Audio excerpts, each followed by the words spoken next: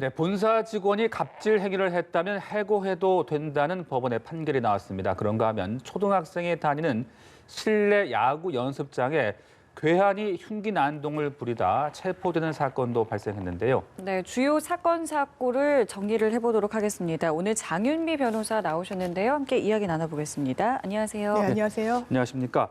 그러니까 이 대리점주에게 갑질을 한 본사 직원을 해고한 것은 정당하다, 이런 판결이 나온 것인데, 이 직원은 대리점주에게 욕설과 폭행, 또 고가 선물까지 요구해서 받았다고 하더라고요. 이 갑질로 인정한 근거 어떻게 되는 겁니까? 네, 일단 법원이 여러 행위를 다 이제 갑질로 인정을 했습니다. 이제 말씀하신 것처럼 이제 술에 취해서 대리점 주에게 전화를 해서 욕설을 한다든지 네. 모욕적인 발언을 한 사례가 인정이 됐고요. 게다가 본인의 어떤 지위를 활용해가지고 계약을 여차하면 해지하겠다, 이렇게 사실상 협박을 하기도 했었습니다. 그리고 대리점주의 아내, 사실상 본인이 관리하는 전혀 이제 상대방이 아닌데 네. 카톡방에 초대를 해서는 모욕적인 어떤 언행을 한 부분도 갑질로 전부 인정이 됐고요. 네. 또 대리점주와 이런 상황 속에서 언쟁을 벌인 적이 있다고 합니다. 네. 그러던 중에 싸움이 좀 커지면서 본인이 머리를 가격하기도 했고요.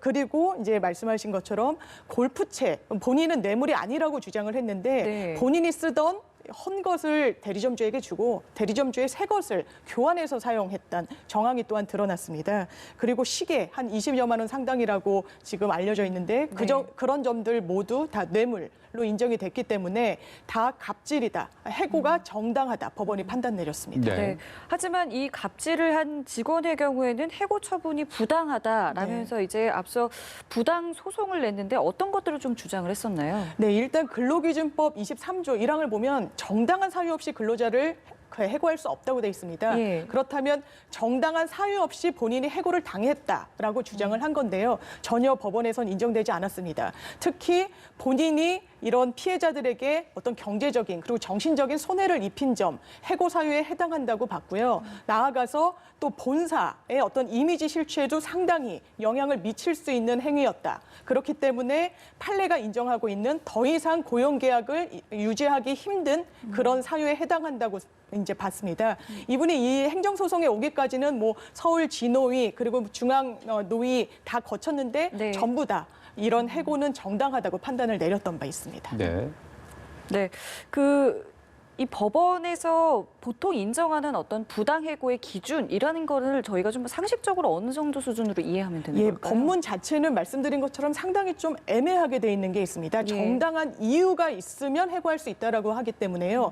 이 정당한 이유가 무엇인지 이게 판례로 이제 정립될 수밖에 없는 부분인데 네. 판례는 사회통념상 근로계약을 계속시킬 수 없을 정도로 근로자에게 책임이 있을 때 해고가 정당하다고 할 수 있습니다. 그러니까 이제 상식적으로 생각했을 때 사회통념이 이제 바로 상식을 의미하니까요. 더 이상은 이제 근로자로서 기능하기 어렵다. 그러니까 예를 들면 이런 게 있습니다. 한 3개월 동안 59회 무단으로 이제 외출을 하고 이제 근로 시간 중에 그리고 한 7번 정도 지각을 했는데 전혀 반성하지 않았다. 이러면 이 정도는 해고가 이제 가능하다, 정당하다. 이렇게 이제 판시한 판례도 있고 이거는 다 사안마다 봐야 하는데 이번 케이스 같이 갑질을 한 것도 해고의 사유로 인정했다는 점에서 의미가 있는 것 같습니다. 네. 자, 이렇게 본사와 대리점주 간의 어떤 이런 갑질 행위, 이런 것들이 잊을만 하면 반복이 되고 있는 것 같은데, 사실 이런 걸 당했을 때 굉장히 좀 당황스럽고 또 어떻게 해야 될지 잘 난감할 것 같더라고요. 어떻게 좀 구제받을 수 있는 방법, 도움을 좀 청할 수 있는 방법들이 있는 겁니까? 네, 의뢰 지위에 있는 분들께서는 바로 이제 문제 제기하기가 사실상 힘들 겁니다. 그러니까요. 하지만 지금까지 굉장히 이제 갑질에 대해서 여론 환기도 많이 됐었고 문제가 있다는 데에 대해서는 공유가 많이 돼 있기 때문에 공정위에서 굉장히 많은 법 개정이 지금 이루어진 상황입니다. 그래서 이를테면 이번 케이스 같은 경우도 대리점법 위반으로 공정위에 제소를 했으면 아마 본사 같은 경우에도 과징금 처벌이 내려졌을 수도 있는 사안입니다. 네. 지금 대리점법 규정을 보면 물량을 떠넘긴다든지 이런 갑질을 한다든지 목표를 강제로 달성하게 해서 그걸로 압박을 한다든지 전부 금지되는 행위로 돼 있고요. 네. 또 이제 관련해서 대형 마트 같은 경우에 또 그 납품을 하는 소규모 업체들한테 뭐 물량을 떠넘긴다든지 감액을 한다든지 전부 다 금지돼 있습니다. 그래서 이런 행위를 했을 땐 최대 본인들이 을이 입은 손해의 한 3배까지도 손해배상을 하라는 법 규정이 마련돼 있기 때문에 예. 바로 공정위의 제소 절차 문제 제기를 하시는 걸 권해드리고 싶습니다. 네. 네, 알겠습니다.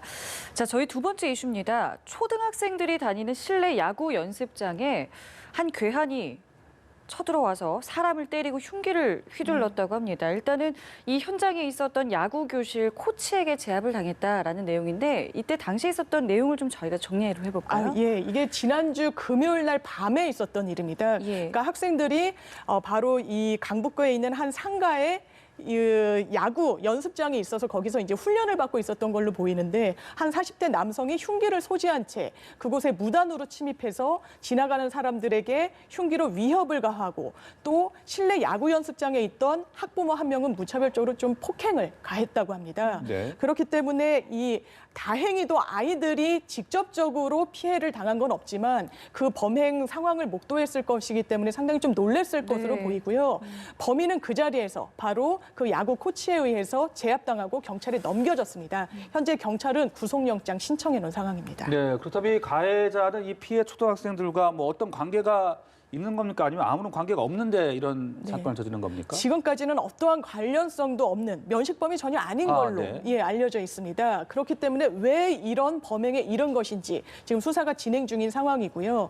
또 이게 또 요즘 많이 나오고 있는 묻지마 범행은 아닌지 어떤 네. 사회 불만을 정말 약자, 아이들이나 저런 무차별적으로 폭행에 노출됐을 때 항거할 수 없는 시민들을 향한 분노 범죄가 아닌지 이 부분도 한번 수사 상황 중에 밝혀져야 될 걸로 보입니다. 그렇다면 이 범행 동기를 찾는 게 쉽지가 않을 것 같은데 일단은 가해자의 진술에 의존할 수밖에 없는 겁니까? 어떻게 되는 겁니까? 네, 그런 부분은 어떤 의도로 범행에 이르게 된 것인지는 그 가해자에게 확인할 수밖에 없어 보입니다. 왜냐하면 피해자들로서는 전혀 예측을 할 수 없는 부분이기 때문에요. 그런데 지금 이제 정신질환 여부가 있는 것 아니냐도 이제 수사의 하나의 대상이라고 보도가 네네. 나오고 있기 때문에 이 부분까지 잘 헤아려 가지고 수사가 진행될 걸로 보입니다. 예, 아까 이제 당시 학생들이 있었다고 하셨습니다. 뭐 다행히 다치지는 않았습니다만은 그 상황에 있었던 것만으로도 정신적인 충격은 좀 있을 것 같은데요. 이런 부분에 있어서 어떤 피해 보상 같은 게 가능한지 여부도 궁금한데요. 그렇습니다. 일단 형사적으로는 뭐